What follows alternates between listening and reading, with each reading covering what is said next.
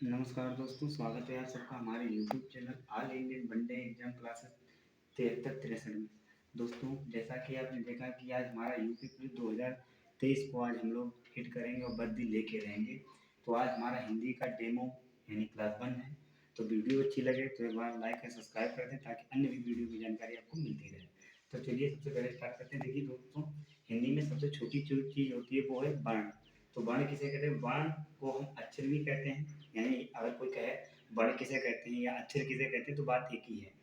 वर्ण को हम अक्षर भी कहते हैं, ठीक है। तो वर्ण की परिभाषा क्या होती है? तो देखिए, वर्ण की परिभाषा होती है वह छोटी से छोटी ध्वनि जिसके टुकड़े नहीं किए जा सकते। यानी हम वर्ण की अगर बात करें, जैसे आ है, क्या हम इसको तोड़ सकते हैं? नहीं तोड़ सकते। यानी ये जो आ है ये हमारा वर्ण है, इसको हम इसके टुकड़े हम नहीं कर सकते, ठीक है।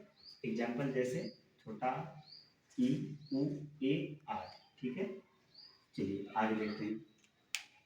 हिंदी भाषा में, तो हिंदी वर्ण भाषा में मूल रूप से 52 वर्ण है। अगर कोई पूछ दे, क्वेश्चन आता है, कई बार पूछा गया है कि हिंदी में कितने अक्षर होते हैं, वर्ण कितने होते हैं, वर्ण या अक्षर, तो 52 हम बताएंगे। अरे 52 वर्णों के इन उच्चारण समूह को वर्णमाला कहते हैं। कभी कभी ऐसा हो जाता है कि वर्णमाला के डिफिनेशन में 4 विकल्प दिए जाते हैं और उनमें पूछ देता है, तो ये याद कर लेना कि वर्णों के उच्चारण समूह को वर्णमाला कहते हैं, ठीक है।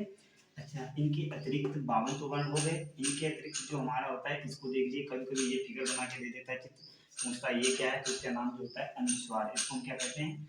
जो बिंदी होती है इसको हम अनुस्वार बोलते हैं, ठीक है।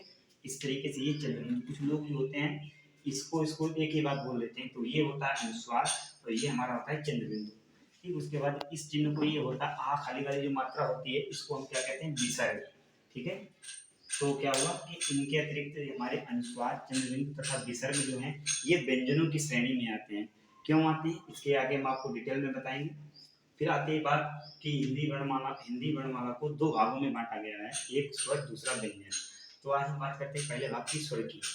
तो स्वर की परिभाषा समझ लेते हैं। वे वर्ण जिनके उच्चारण के लिए किन्हीं दूसरे वर्ण की आवश्यकता नहीं होती है, यानी ये स्वतंत्र होते हैं। जैसे हमने ये लिख दिया, जैसे ये हमारा स्वर है, ठीक है। क्योंकि इसको बोलने के लिए जैसे हमने बोला अ, तो आ में हमें बोलने के लिए किसी दूसरे वर्ण की जरूरत नहीं पड़ती। लेकिन अगर हमने मान लीजिए ये का है, तो का हम बोलेंगे तो क, का के साथ में आ भी आता है। क्या आता है? का तो ऐसे लिखा जाता है, का जो बनता है ऐसे करके बनता है, यानी ये है, इसमें आ जरूर मिलेगा। यानी हमें व्यंजन जो होते हैं, व्यंजन में हमें स्वर की जरूर आवाज आती है, यानी स्वर की सहायता से हम व्यंजन को बोलते हैं। लेकिन जो स्वर होते हैं उनके हमें बोलने के लिए किसी अन्य वर्ण की या अक्षर की जरूरत नहीं पड़ती है। तो हम बोल सकते हैं ये स्वतंत्र होते हैं। और स्वरों की संख्या कितनी होती है? 11 थी पहले, ठीक है। अभी बताएंगे ये कम क्यों हुई, 11 थी। तो समझ गए आज के स्वर जो होते हैं स्वतंत्र होते हैं, इन्हें बोलने के लिए किसी दूसरे वर्ण या अक्षर की जरूरत नहीं होती है। और स्वर जो है, अगर पूछा जाए पेपर में स्वर की संख्या, स्वर कितने होते हैं, तो लिखित में अगर संख्या की बात करें तो लिखित में स्वर 11 होते हैं। वैसे बोलने भाषा के या बोलने के आधार पर जो है स्वर को संख्या 10 होती है। तो क्वेश्चन 2 तरीके से पूछ लिया जाता है। अगर क्वेश्चन तुम्हें पेपर में मिल जाए कि स्वर लिखित रूप में स्वर कितने होते हैं, तो लिखित में तो हम 11 बोलेंगे। ये आ ई उ और ए री ए ऐ ओ औ तक ये 11 हो जाते हैं। लेकिन अगर बोलने की भाषा में बात करें तब स्वर जो है हमारे 10 हो जाएंगे।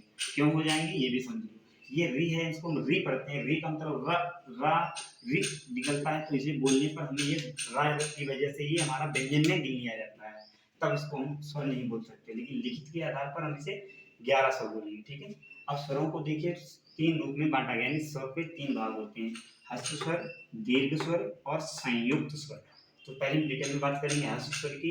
तो हस्व स्वर क्या होते हैं? वे स्वर होते हैं जो लघु एवं उच्चारण एवं मात्रा में भी कम समय लेते हैं। ये यानी स्वर बोलने ऐसे स्वर होते हैं हस्व स्वर जिन्हें बोलने में हमें कम समय लगता है। जैसे अ, इ, रे, क्या इनमें बोलने में ज्यादा टाइम लगता है? नहीं लगता है। अ, इ, री, तो देख सकते हैं, बोलते हैं, बोल के प्रैक्टिस करिएगा, आप देख लेना।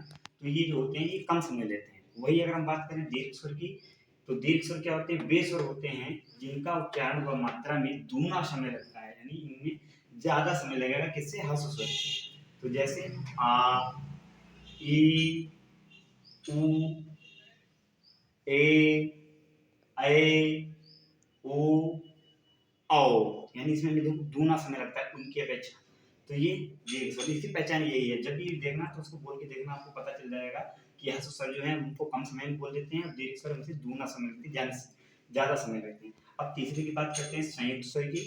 तो भाषा विज्ञान के अनुसार जो बताया गया है कि ए, ऐ, ओ, औ ये संयुक्त स्वर है। संयुक्त स्वर मतलब किसी के दो स्वरों के मेल से मिल के बने हैं। संयुक्त का मतलब ये होता है इनका उच्चारण करते समय हमें दो स्वरों का योग दिखता है, यानी ये स्वर जब लिखे जाएंगे तो हमें उससे पता चलेगा कि इनके कहीं न कहीं ये दो स्वर जो है मिलके बने हुए हैं। जैसे हम देख सकते हैं जो हमारा ए जो है वो ए और ई से मिलकर के बना हुआ है। ऐसे ही औ जो है वो आ और ओ मिलकर के औ बना है।